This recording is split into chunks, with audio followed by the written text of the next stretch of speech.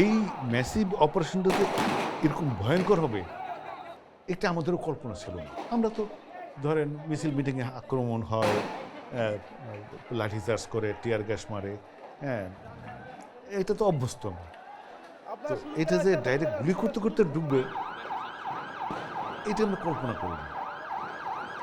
সম্ভবত রাত ২টার পরে, মানে টাইমটা ঠিক কিন্তু মানে মনে আসতেছে না ঠিক মূল কেসটা যে কখন করছে। ম্যাক্সিমাম তখন হেফাজত কর্মীরা কিন্তু ম্যাক্সিমাম অনেকে ঘুমায়ও গেছে, জিজ্ঞাসকার করতে করতে মাটিতে ঘুমায় গেছে, অনেকে এমনও আছে। সবাই ঘুমায় না, কিন্তু কিছু কিছু মুসল্লি ঘুমায় গেছে। কেউ কেউ রাতে খাওয়া দাওয়া হয়েছে কি হয় নাই এটাও কিন্তু, তখন ওই দিন কোনো খাওয়া দাওয়ার আলাদা ব্যবস্থা ছিল না। আগের মাসে যেটা ছিল ওইটা খাওয়া দাওয়ার প্রচুর বাইরের লোকজন এসে খাওয়াইছিল, কিন্তু ওই দিন কিন্তু ওরকম আয়োজন হলো। অনেকে অভুক্ত ছিল, বাচ্চারা ছিল, মানে মাদ্রাসার বাচ্চারা, বয়স্ক লোক, এরকম নানান রকম ছিল। তো এই ঘুমন্ত মানুষদেরকে আনুমানিক সময় রাত ৩টা, মানে ২:৩০ ৩টা, মানে ঠিক টাইমটা বলতে পারছি না, কারফিউ নাই, ১৪৪ ধারা নাই, কোনো সতর্কতা নাই যে আগে ব্ল্যাঙ্ক ফায়ার করে, টিয়ার গ্যাস মারে, নানান রকম সতর্কতা কিচ্ছু নেই, ডাইরেক্ট ফায়ারিং। এবং মতিঝিলের আপনি খেয়াল করবেন যে বড় বড় বিল্ডিং, একটা গুলি করলে 10টা গুলি শব্দ বেরোয়। হ্যাঁ, শব্দগুলো এরকম যে কান ঝালাপালা করে ফেলে, একটা শব্দ প্রতিধ্বনি করতে করতে এটা আরও ভয়াবহ রূপ নেয়। অ্যাকশন শুরু হয়ে গেল পল্টনের দিক থেকে, নটরডেমের দিক থেকে। ইত্তেফাকের সাইডটা তারা ওপেন রাখবে, এসকেপ হয়ে, মানে এই দিকটা তারা পালায় গেলে যেতে পারে, এটাও আমরা জানতাম। কিন্তু বললাম তো ওই যে অপারেশনটা যে এত ভয়াবহ হবে এইটার মধ্যে ধারণার বাইরে ছিল। এবং আমরা যে সবাই এক জায়গায় ছিলাম, আমরাও ছিন্ন বিচ্ছিন্ন গেলাম, যে ধাওয়া ধইয়ের মধ্যে হেফাজত কর্মীদের দৌড়া দৌড়ি, এর মধ্যে আমরাও ছিন্ন বিচ্ছিন্ন, এক জায়গায় থাকতে পারলাম না। আর নিজের কাছে এক জায়গায় থাকাও কঠিন, তো ছিন্ন বিচ্ছিন্ন হয়ে গেলাম। তো আমি, আমার এক ক্যামেরাম্যান, ওর নাম সম্ভবত জাহাঙ্গীর, 400 ক্যামেরা, ওই যে বড় ক্যামেরাটা, ওটা নিয়ে আমরা যেখানে আমরা স্পটে ছিলাম তার অপোজিটে রাস্তার উপরে গিয়ে দাঁড়ালাম।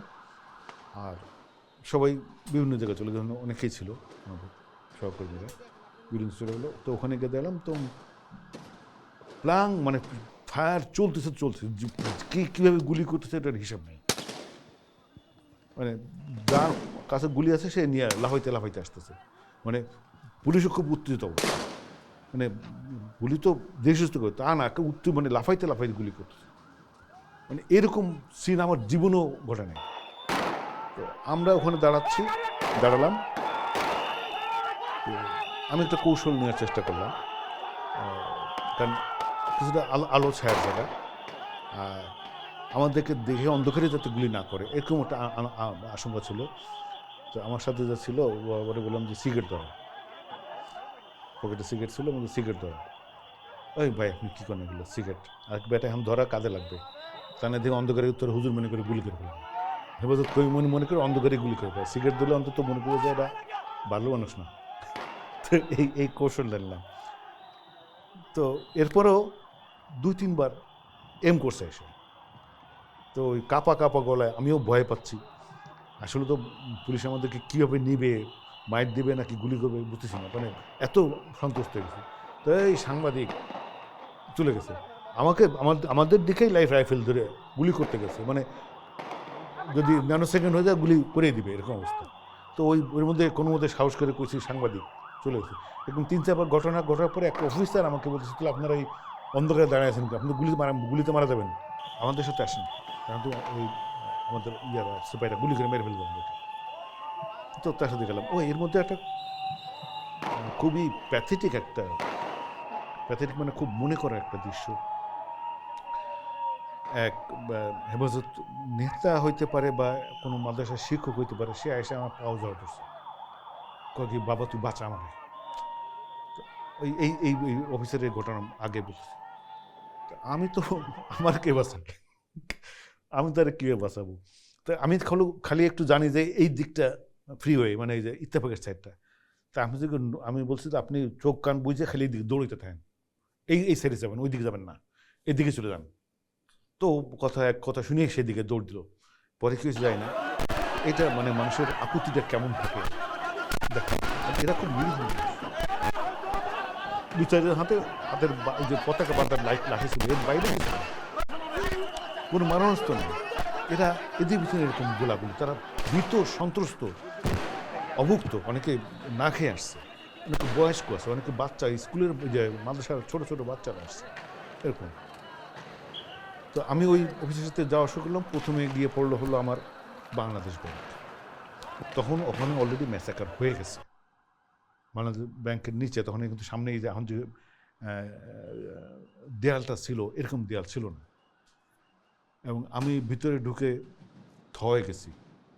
সিঁড়ির উপরে ডেড বডি পড়েছে, একটা ইয়াং ছেলের, হ্যাঁ, পুরো ডেড। ভিতরে অনেকগুলা, ভিতরে প্রায় 8-10টা এরকম পড়ে আছে। কেউ হয়তো আহত কাতরাচ্ছে, হালকা নড়াচড়া করতেছে, আবার কেউ অলরেডি গন। এরপরে কারণ বেশিক্ষণ থাকা যায় না, বেশিক্ষণ থাকতে গেলে এরা আবার ফলো করলে আবার বিপদ। নিচে নামার সময় আমার জীবনের আরেকটা প্যাথেটিক দৃশ্য, সেটা হলো একজন দেখছেন মনে হয়, এটা একটা বিদেশি মিডিয়াতে এটা প্রচার করছে। এক বয়স্ক লোক, তখনও সে বাঁচা না কি মরা আমার ঠিক মনে নাই, মানে ঠিক জানি না।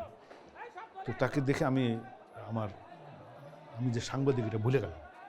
তাকে দেখে ধরে উঠানোর চেষ্টা করলাম, বয়স্ক লোক। এবং চাচা ওঠেন।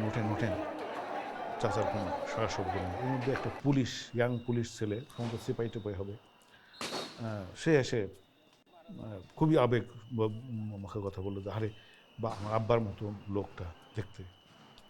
সেও ঠেলাঠেলি করলো, সে তার পকেট থেকে পানি দেওয়ার চেষ্টা করলো, কিন্তু আমরা তাকে উঠাইতে পারলাম না। এটা আমার সারা জীবন মনে থাকবে, এই দৃশ্যটা। যাই হোক, আমি এরপরে এখান থেকে হাঁটতে শাপলা হয়ে ডান দিকে ওই সিনেমা হল পর্যন্ত গেলাম। ওটা ইত্তেফাকের আগে যে সিনেমা হলটা, এটা ছিল কোন সিনেমা হল,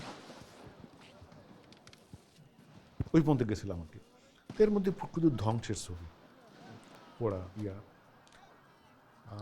ফেরার পথে হলো আপনার এই যে আমেরিকান লাইফ ইন্স্যুরেন্সের গলিটা, এই গলির মুখে হেফাজতের কিছু কর্মীর সাথে পুলিশ বা ইংরেজ প্রচণ্ড সংঘর্ষ, ওরা এখন প্রতিরোধ গড়ে দিচ্ছে।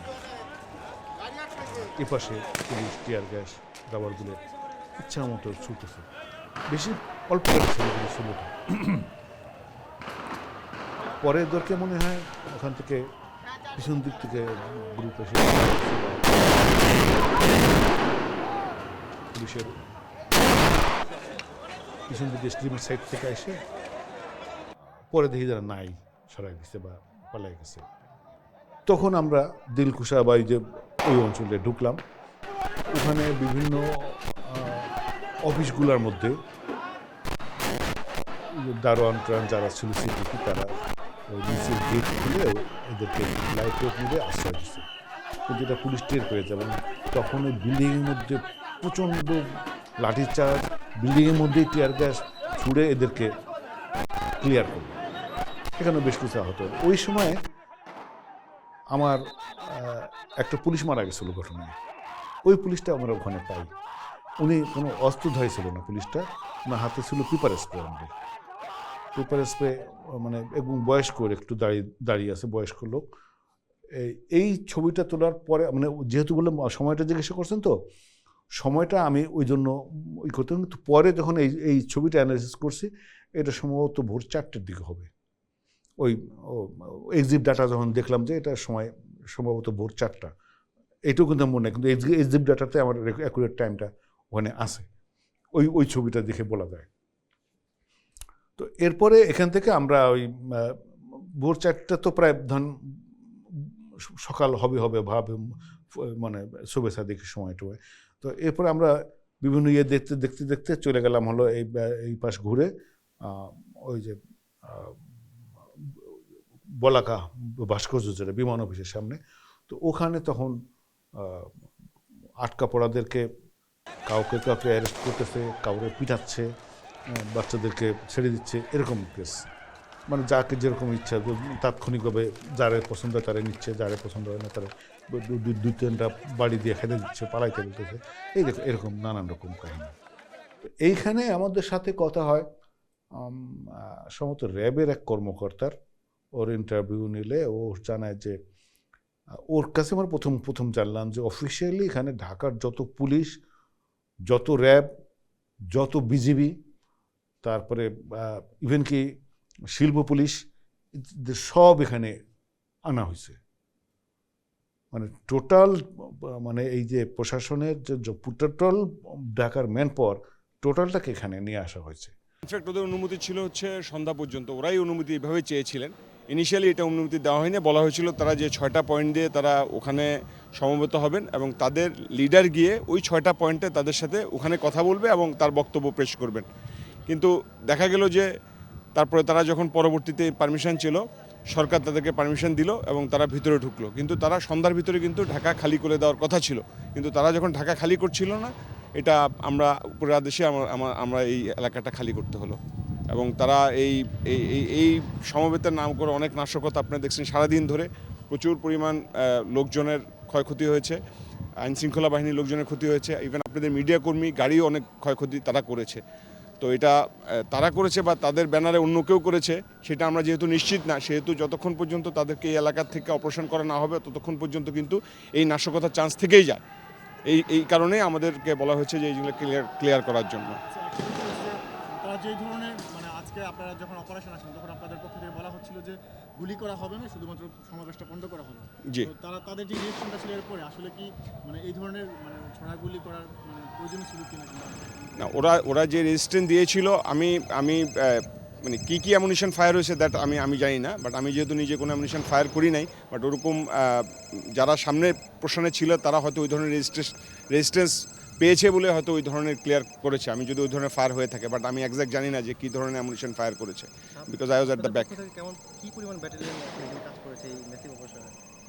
এখানে এই ঢাকার সমস্ত অলমোস্ট সকল র্যাব, সকল পুলিশ বাহিনীর সকল সদস্য এবং অন্যান্য যত বাহিনী আছে এদের পক্ষ থেকে বলি তাহলে মানে কেমন কয় প্লাটুন হতে পারে? এইটা প্লাটুনের সংখ্যা, এখানে ঢাকা যে 5টা ব্যাটালিয়ন আছে, 5টা ব্যাটালিয়ন এখানে একযোগে কাজ করেছে। এটার প্রতিটা ব্যাটালিয়নের প্রায় ন্যূনতম 250 থেকে 300 সদস্য কাজ করেছে এক একটা ব্যাটালিয়নে। র্যাব, পুলিশ, বিজিবি আমাদের প্রত্যেকটা অপারেশনের পিছনে ব্যাকআপ টিম হিসাবে তারা আসছে।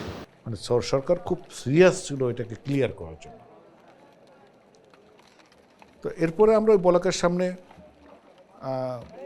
দেখতে দেখতে সকাল হয়ে আসলো। আমরা পরে আমাদের স্পটে ফিরে আসলাম ভোরবেলা। তখন ওটাকে ধুয়ে মুছে পরিষ্কার করা হচ্ছিল। ডেড বডিগুলো ওখানে ওই যে বিকেলের যে ডেড বডিগুলো যেগুলো ওখানে আনা হয়েছিল ওইগুলো তখন যে অ্যাম্বুলেন্সে তোলা হচ্ছে, পুলিশের অ্যাম্বুলেন্সে।